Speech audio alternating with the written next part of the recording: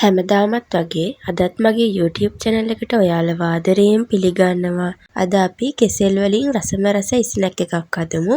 මගේ channel එකට subscribe කරලා මාත් එක්ක එකතු වෙන්න. මේ තියෙන්නේ අපිට මේ ස්නැක් එක හදාගන්න අවශ්‍ය වෙන දේවල් ටික. මුලින්ම මම පාන් පිටි ටිකට ලුණු ටික සහ කහ ටික එකතු කර ගන්නවා. ඊට පස්සේ අපි මේක ටිකක් mix කරගමු. ඊට පස්සේ අපි වතුර ටික ටික එකතු කරලා ඝන බැටර් එකක් හදාගමු. වතුර එක සැරේ එකතු කරලා වතුර වැඩි කරගන්න එපා. හිමුනොත් අපේ බැටර් එක දියාරු වෙනවා. මේකට ඕන ගොඩක්ම ඝන බැටර් එකක්.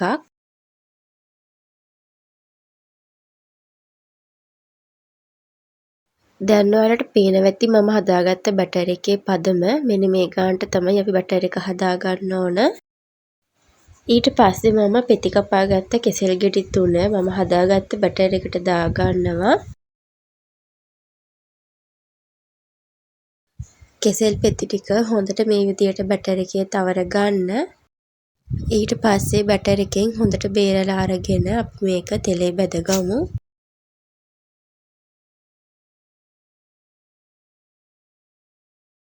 ඒ විදියට බැටර් එක තවරගත්ත කෙසෙල් පෙති ටික මම ඔක්කොම පෑන් එකට දාගත්තා.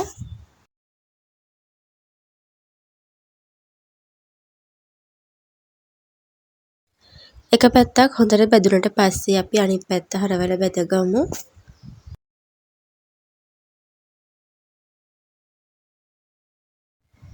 මෙන්න මේ ගානට බැදුනට පස්සේ අපිට කෙසෙල් පෙති ටික බා ගන්න පුළුවන්.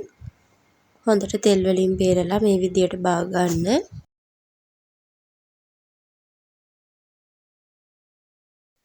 ඊට පස්සේ අපි ඊතුරු කෙසෙල් පෙති ටිකත් බැටර් එකේ තවරලා ඔක්කොම ටික බැදගමු.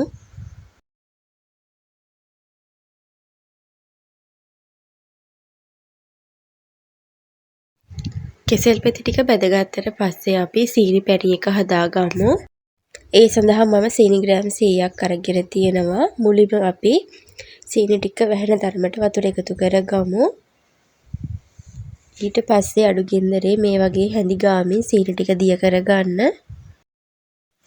අපි මේ සීනි එක නූල් ඇදට පදම වෙනකම්ම ලිපේ තියාගන්න ඕන. ටික වෙලාවක් යද්දි මේ වගේ හොඳට බූලු දාගෙන එනවා. ඊට පස්සේ හැන්දට මේ විදිහට අරගෙන බලන්න නූල් ඇදට පදමට එනවද කියලා. අන්තිම බිඳුව මේ විදිහට නූලක් වගේ ඇදෙනවා නම් අපේ පදම හරි.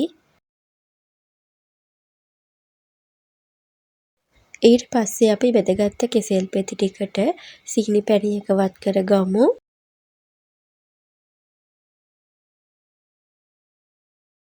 ඉතින් මේක ගොඩක්ම රස ස්නැක් එකක්. ඔයාලත් මේ විදිහට හදලා බලන්න.